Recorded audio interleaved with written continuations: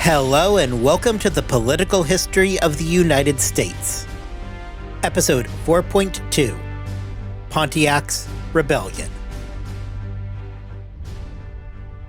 The period from April 19th through May 9th, 1763, would see a series of events occur that would spark the beginnings of a wide-scale Indian revolt.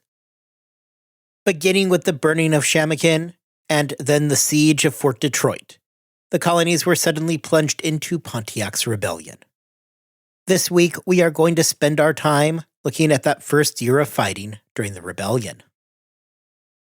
The first real field of action during the rebellion, unsurprisingly, would come from Detroit. While the first real blow would come in the Wyoming Valley of Pennsylvania, there was such wide-scale devastation there that it took a minute for there to be any meaningful reprisal. However, when we left off last week, and therefore where we are going to pick up this week, we were at Fort Detroit. When we had last left off, recall that Pontiac and his warriors had, after being denied access to Fort Detroit, regrouped and moved through the British settlements right outside of the fort. Besides burning the towns, anybody who did not get into the relative safety of the fort found themselves suddenly in mortal danger, with the Indians moving through and killing all the English settlers that they could find. At that point, they moved onto the fort itself. The British had entrenched inside the walls, with Pontiac and company laying siege to the fort. This siege was extremely effective. Not only did the Indians continue to induce terror on anyone trying to get supplies to the beleaguered fort, but they prevented all but a single attempt at reprovisioning.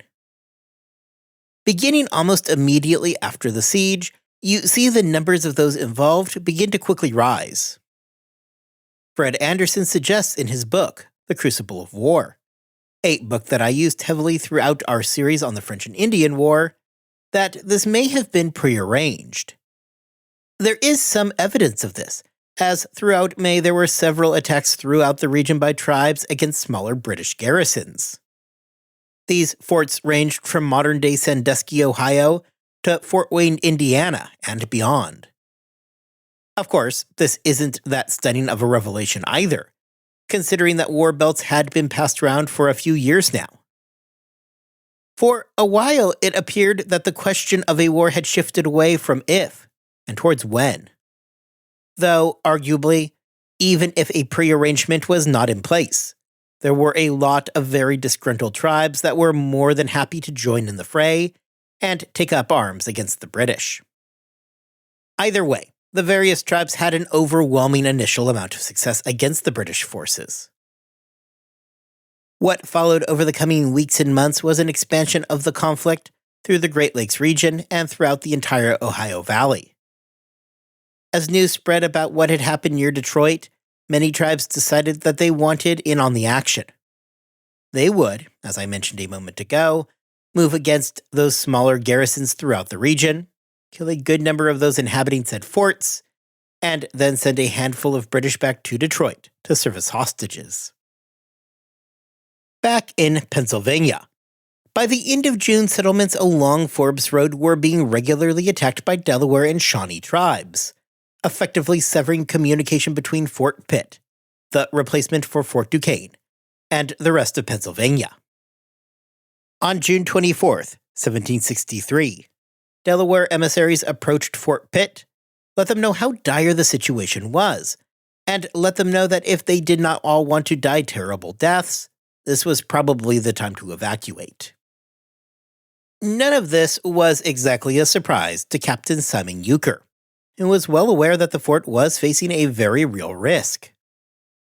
Those attacks along Forbes Road made the situation worse, and meant that Euchre was now also having to care for several hundred refugees. However, if you are sitting there thinking that Euchre was about to give up the hard-won Fort Pitt, you would be incorrect. Euchre was determined to hold out with the thought that he had enough provisions to last until he could be bailed out. It is here that we find one of the single most controversial moments of the war, and really the thing that is most often recalled regarding Pontiac's rebellion in the popular memory. Well, Euchre was not planning to evacuate Fort Pitt. that did not change the fact that he was dealing with a few critical problems.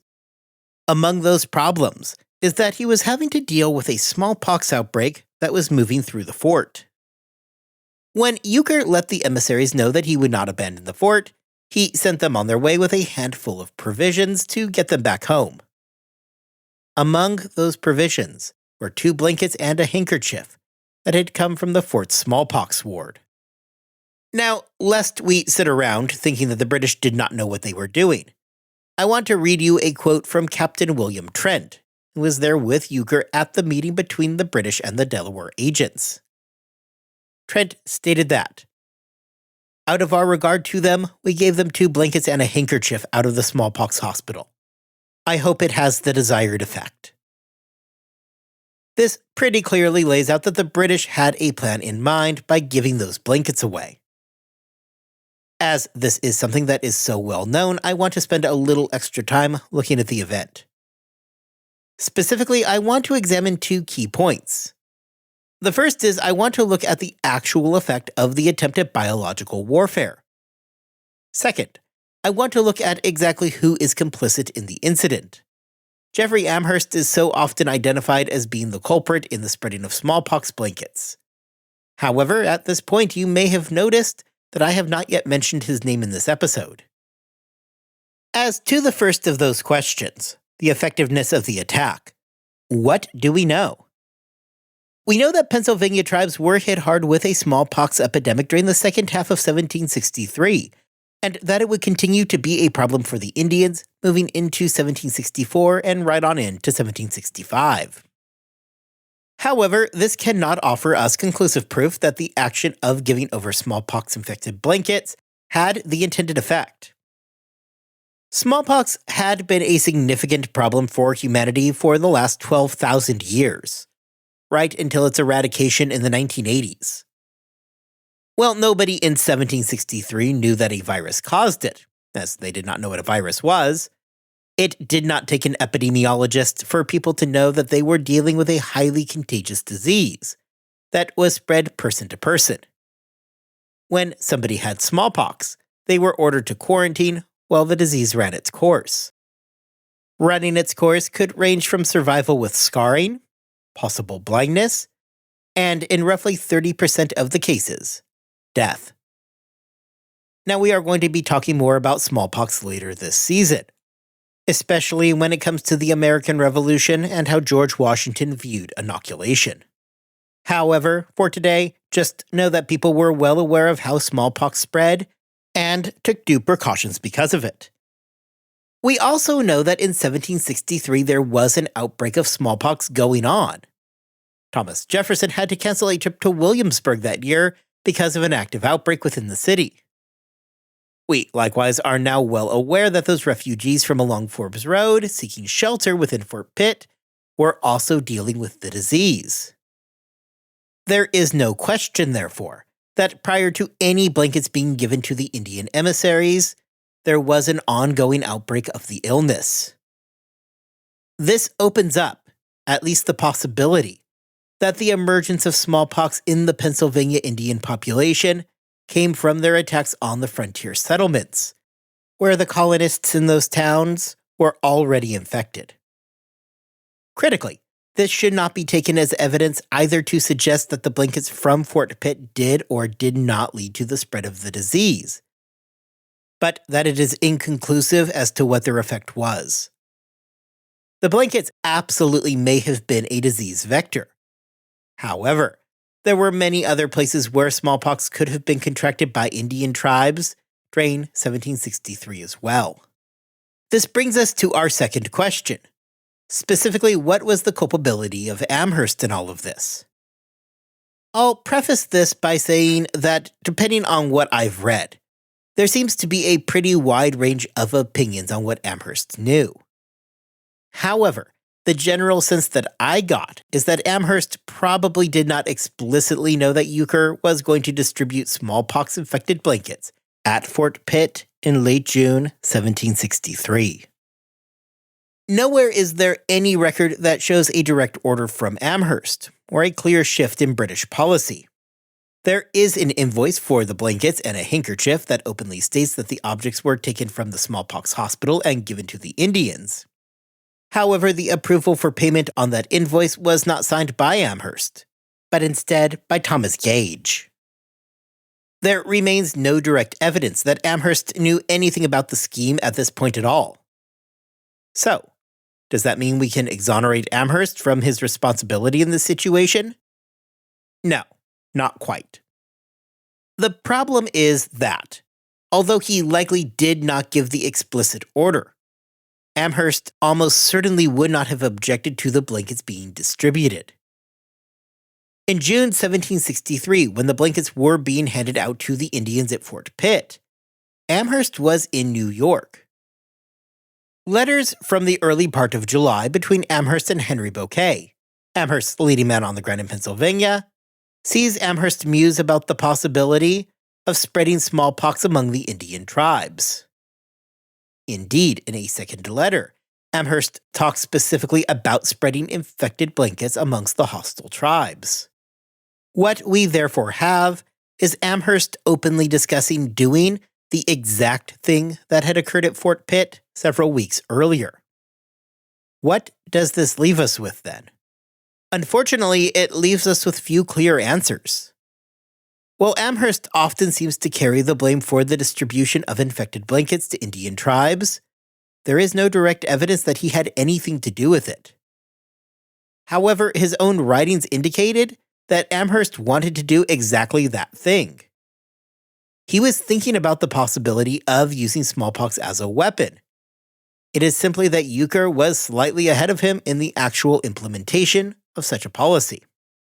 Questions of culpability aside, the effect of the blankets is likewise unknown. Despite there being a massive rise that occurred in smallpox, roughly contemporaneously with the distribution of the blankets from Fort Pitt, it is impossible to form a clear cause and effect relationship. It is possible that the blankets had their intended effect and led to a widespread outbreak of the disease during the summer of 1763. It is, however, also possible that the outbreaks were natural and not malicious in origin. Smallpox was everywhere in 1763, and the idea that a natural outbreak may have occurred, regardless of the dirty blankets, is entirely within the realm of possibility. Regardless of the effectiveness of infected blankets as a weapon, it would be impossible not to characterize the first several months of Pontiac's rebellion as being wildly successful for the Indian tribes and catastrophic for the British colonists.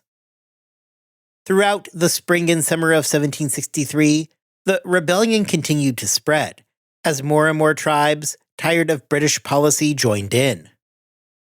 The situation at Fort Pitt had become dire by the end of June, when it had become clear to Euchre and company that the fort really was standing on its own.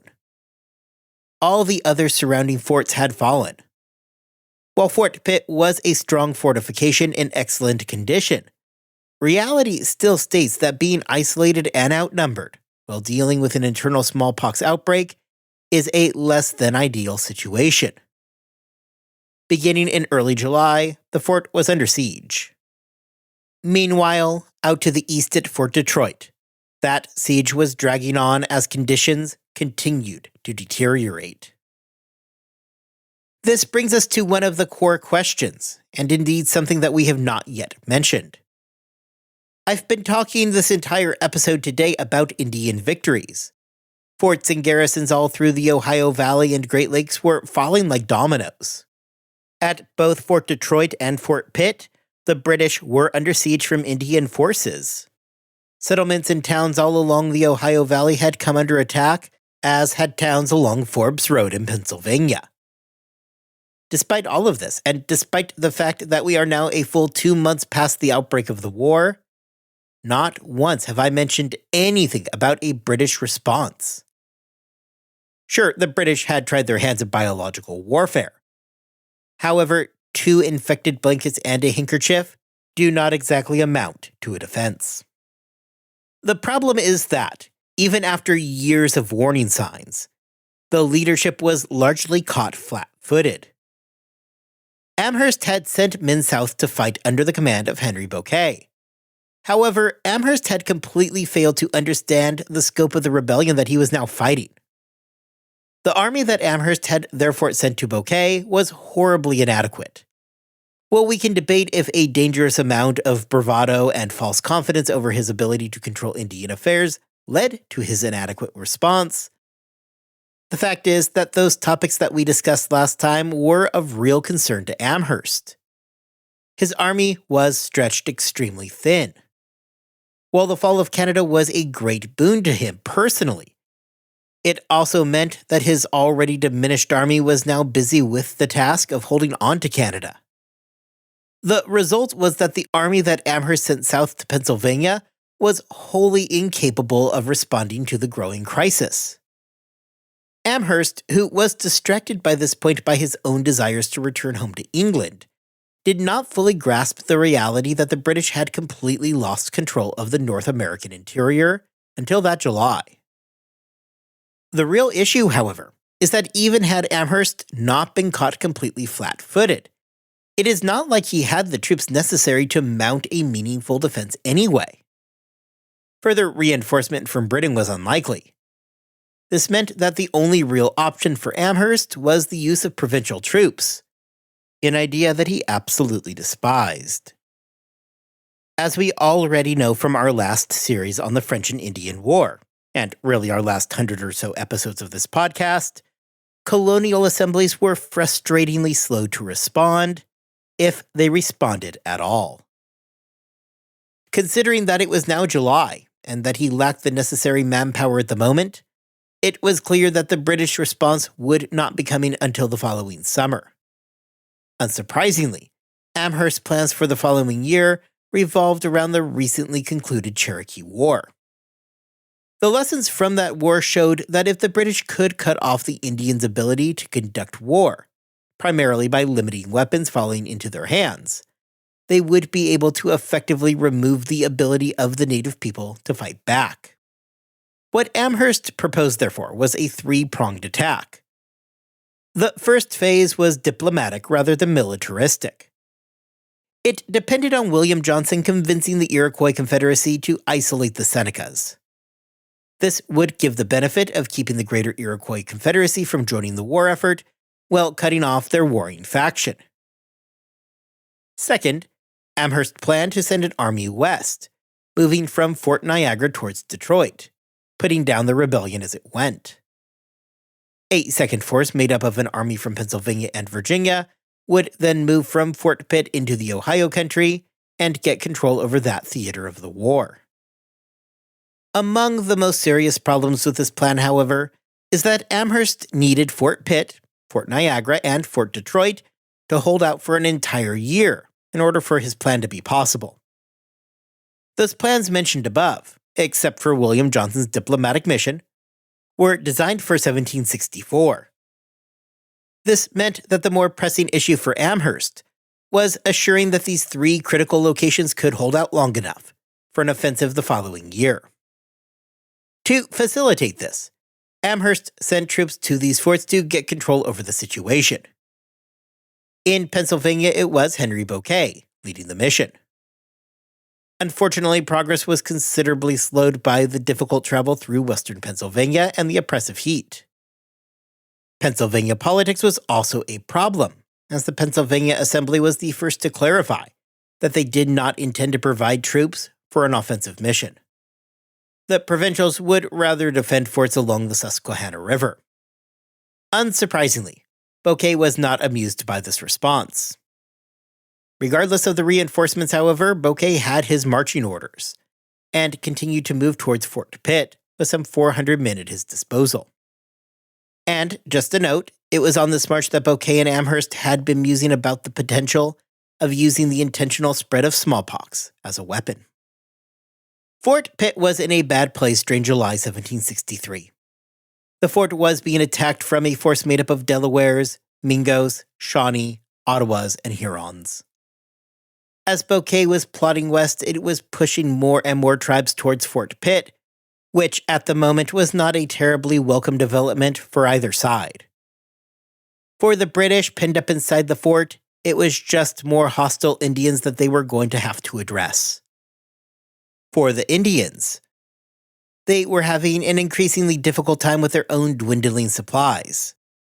The flood of new Indians further taxed an already depleted food supply. The tribes were aware by this point that Bouquet's army was approaching, and that a battle was likely coming. There was actually an attempt at this point to avoid more bloodshed by the Indians. However, Euchre was having none of it. His refusal to work towards a peace made the eventuality of a battle a certainty. Indeed, the day after Euchre rejected an Indian peace delegation, movements outside the fort and an increase in fire towards Fort Pitt made clear that a battle was imminent.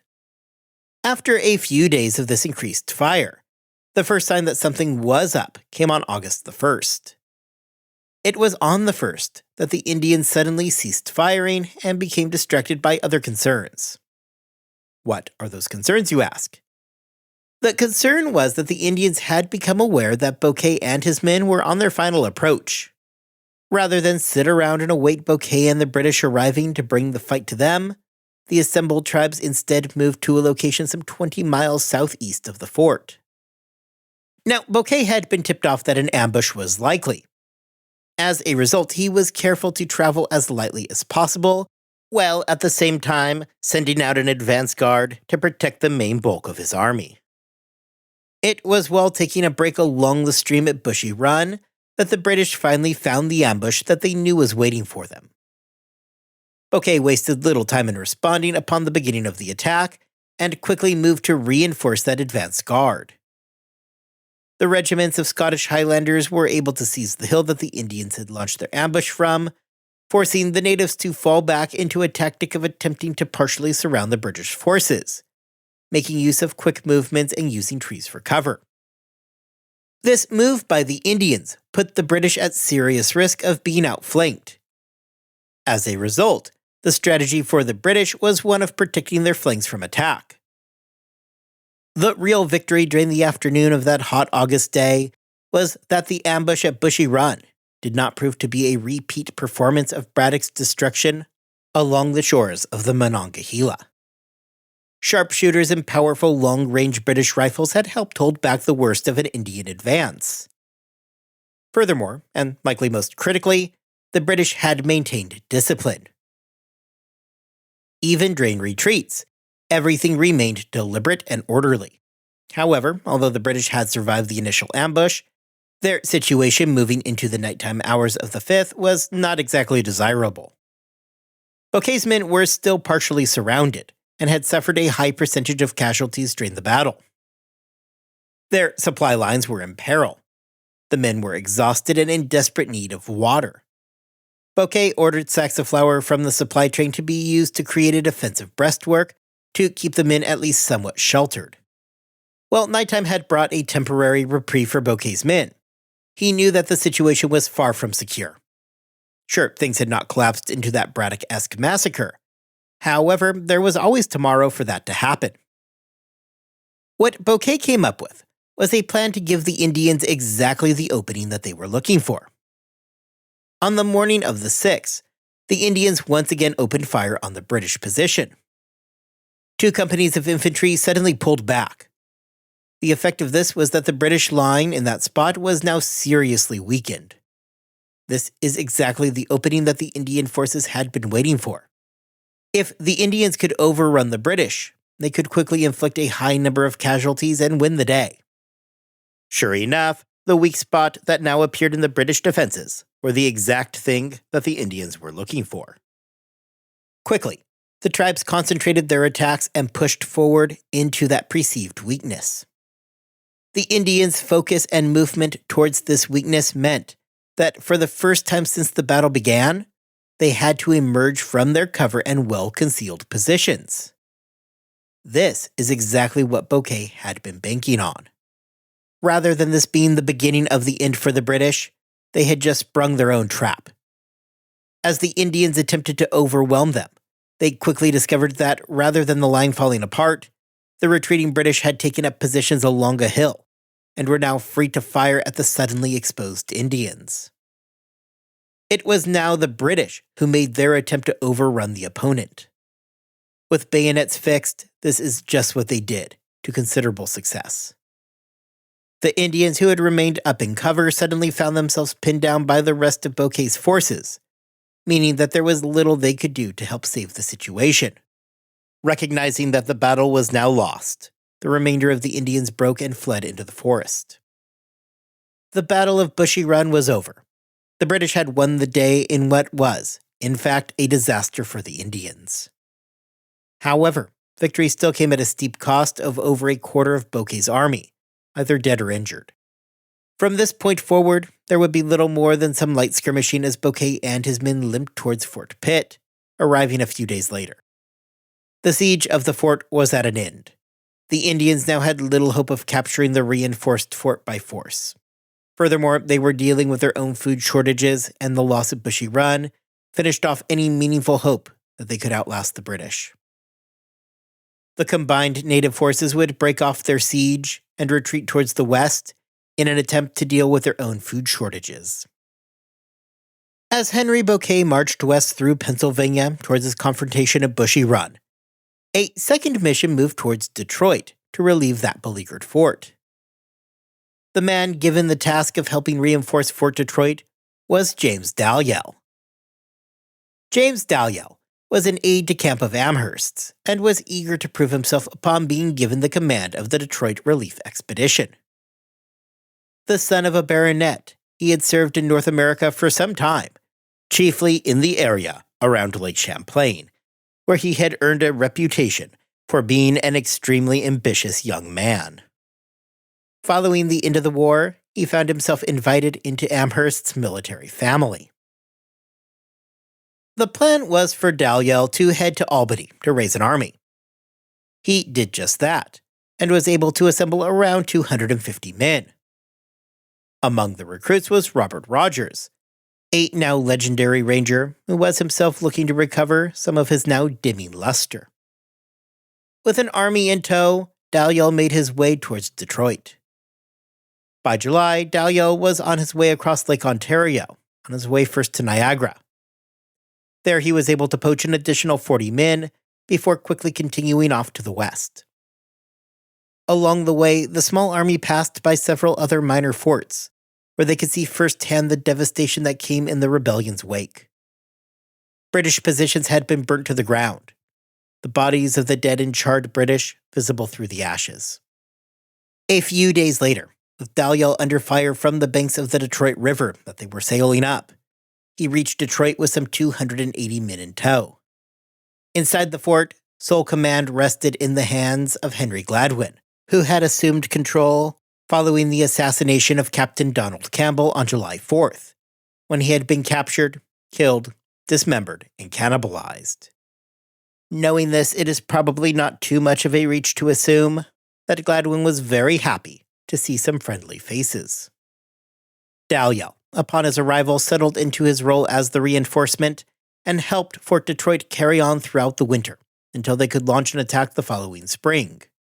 Right? That's what he did, right? Well, no, that is not what happened. You see, we have already mentioned that Dalyell was an ambitious guy. And really, nobody is writing stories about a group of reinforcements who garrison a frontier fort for the winter until more reinforcements arrive for an offensive the following spring or summer. It's just not that romantic of a story. For a guy who was itching to make a name for himself, being a mere reinforcement? Well, that was just not going to cut it. Dalyell wanted to flex in the biggest way possible. He wanted to be the guy that killed Pontiac, and hopefully be the one who broke the Indians' fighting spirit. Just a day after arriving to help Gladwin, Dalyell let him know that he was going to head out with nearly 250 troops and bring the fight to Pontiac directly. And this is just what happened. In the early morning hours of July 21st, he and his army marched out for battle. The problem for Dalyell is that his surprise attack was not that big of a surprise. Pontiac had become aware of the approaching British army. As a response, Pontiac sent hundreds of warriors into positions of cover, along the route to his camp. The plan for the Indians is that they would ambush the would-be attackers, and then quickly cut off the British retreat. When the Indians opened fire, they quickly did significant damage. Wounded at the outset of the battle, Dalyell had to make a snap decision to either push forward or retreat. Dalyell unfortunately took the third option, and rather than acting decisively, he hesitated. This hesitation allowed the Indian warriors to slip back into cover, where they could continue to pummel the British column. Finally, Dalyell came to his senses and realized that this was not going well, and attempted to retreat. All the meanwhile, the Indians continued to just cut them down with gunfire from their concealed positions against the very exposed British column. During the retreat, Dalyell himself was shot dead. By the time that the entire attack had ended, an attack known as the Battle of Bloody Run, 20 men were dead, another 35 were wounded, and 100 were captured. Dalyell, for his trouble, was dead, and his head was now on a spike outside of the Indian camp. To say that the battle had been a complete disaster for the British would be an understatement. Keep in mind that this is happening on July 31st. This is just 6 days before the Battle of Bushy Run would begin over in Pennsylvania, so these events are nearly contemporaneous with one another. After the disaster that was Bloody Run, what followed was a sort of war of attrition between the British and the Indians at Fort Detroit. For the next several months, it really became a question of who was going to run out of food first, especially with the coming cold weather. Finally, on October 15th, Pontiac determined that the siege was becoming untenable. There was increasing infighting between the Indian tribes.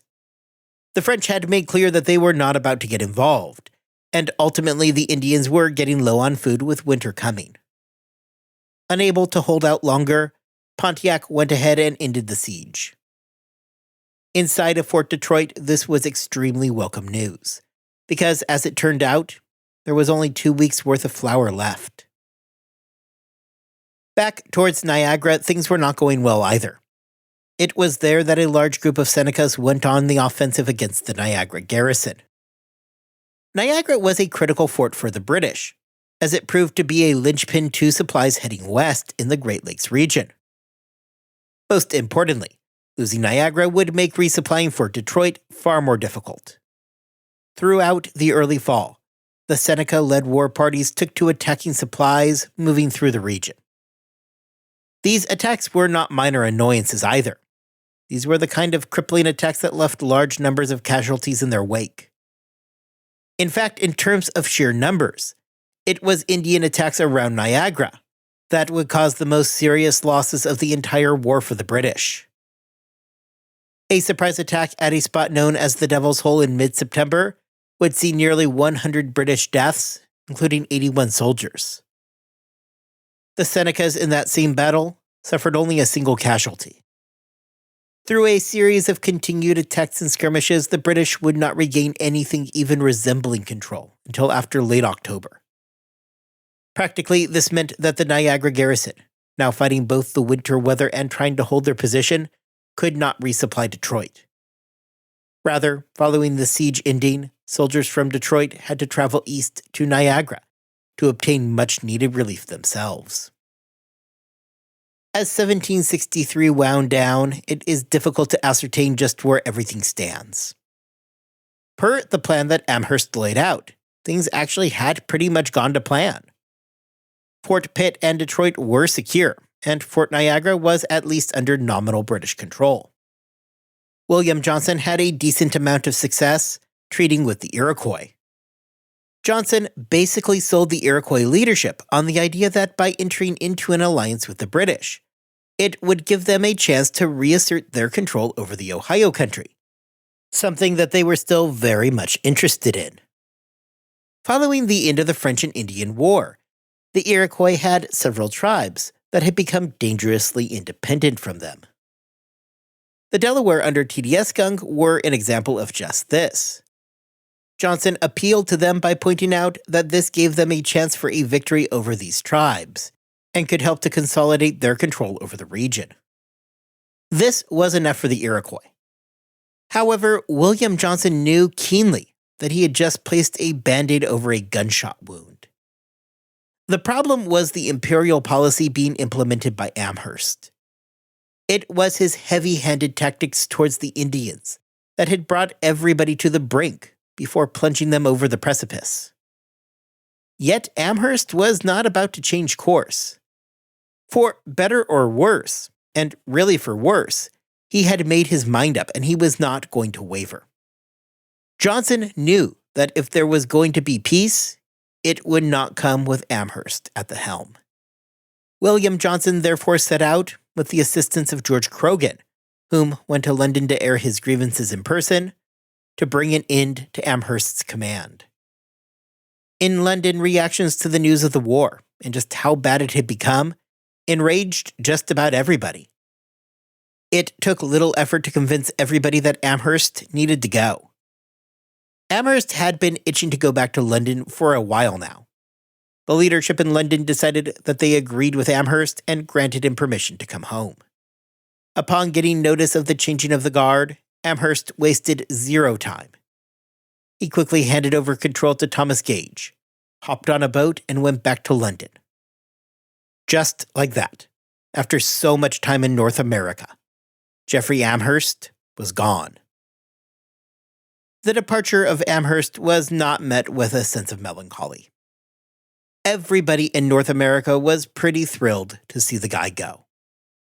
Back in Fort Pitt, Euchre wrote that there was a cry of joy at the news of his departure, and that they all drank in celebration of his leaving.